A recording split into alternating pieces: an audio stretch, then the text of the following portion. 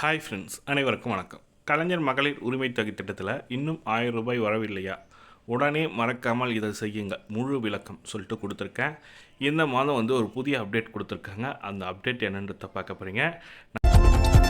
கலைஞர் மகளிர் உரிமை தொகை திட்டத்தை மேலும் சிறப்பாக செயல்படுத்துவதற்காக புதிய பணியிடங்களை உருவாக்கி அரசாணை வெளியிடப்பட்டுள்ளது. மாதந்தோறும் 1,06,00,000 பெண்களுக்கு கலைஞர் மகளிர் உரிமை தொகையான 1000 ரூபாய் வழங்கப்பட்டு வருகிறது. இந்த நிலையில் 11,85,000 பேரிடமிருந்து மேல்முறையீட்டு மனுக்கள் பெறப்பட்டுள்ளன. இந்த மனுக்கள் மீது உரிய நடவடிக்கை எடுக்கவும், திட்டத்தை மேலும் சிறப்பாக செயல்படுத்தவும் 8 சிறப்பு தாசில்தார் மற்றும் 101 துணை தாசில்தார் பணியிடங்களை உருவாக்கி அரசாணை வெளியிடப்பட்டுள்ளது. நிறைய பேர் கமெண்ட்ல கேட்குற கேள்வி என்னன்னு பார்த்தீங்கன்னாக்கா, மேல்முறையீடு செய்துவிட்டேன், மொபைலில் குறுஞ்செய்தியும் அனுப்பப்பட்டு விட்டது, விண்ணப்பம் ஏற்றுக்கொள்ளப்பட்டது என்று சொன்ன என செய்தும் சொல்லுங்க.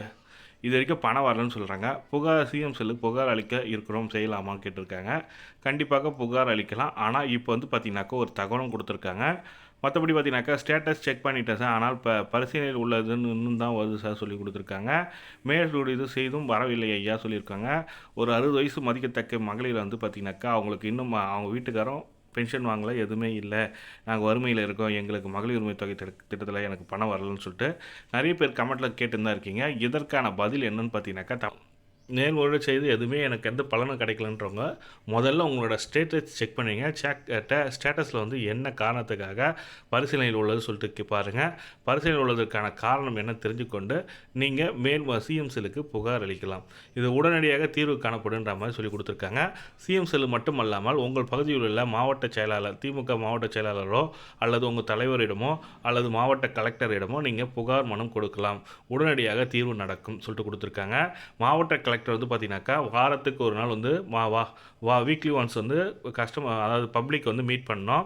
அதாவது திங்கக்கிழமை பார்த்தீங்கன்னாக்கா ஒவ்வொரு திங்கக்கிழமையும் அந்த மாவட்ட ஆட்சியர் அலுவலகத்தில் குறைதீர்ப்பு நாள் நடக்கும். அந்த குறைதீர்ப்பு நாளில் உங்களோட மகளிர் உரிமை தொகை திட்டத்தில் எனக்கு செலக்ட் ஆகிருக்கு சார், இன்னும் பரிசீலனையில் ஒரு சார், எனக்கு வரல சார், குறைஞ்சது 6 மாத காலமாக இன்னும் வரல சார் சொல்லிட்டு கேட்டிங்கனாக்கா அவங்க உடனடியாக நடவடிக்கை எடுப்பாங்க. உங்களோட டீட்டெயிலாம் கேட்டு வாங்கி வச்சுப்பாங்க. உங்களுக்கு தனியாகவே கால் பண்ணுவாங்க. அது மட்டும் இல்லாமல் உங்களோட அப்ளிகேஷன் ஸ்டேட்டஸ் செக் பண்ணிவிட்டு நீங்கள் மேல்முறையீடு செய்யலாம். எப்படி அப்ளிகேஷன் ஸ்டேட்டஸ் செக் பண்ணலான்றதை பார்க்கலாம் வாங்க.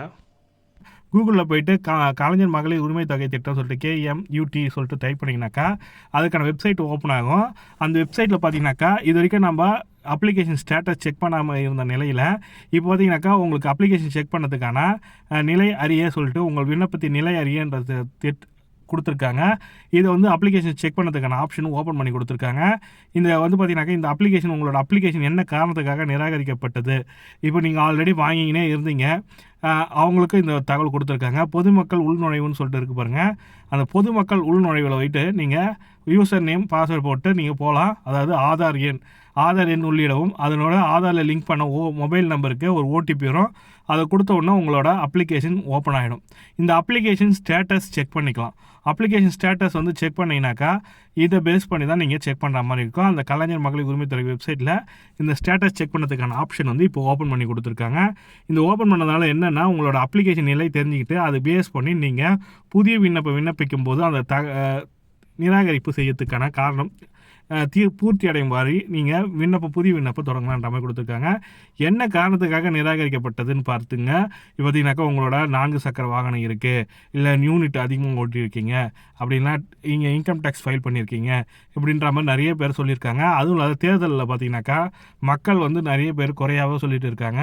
தகுதியானவர்கள் மட்டும்தான் கொடுக்கப்படுன்றீங்க, ஆனால் நாங்களாம் தகுதி இல்லாதவர்களான்ற மாதிரி தமிழக முதலமைச்சரிடமே ஒரு பெண் தொழிலாளி கேள்வி கேட்டிருந்தாங்க.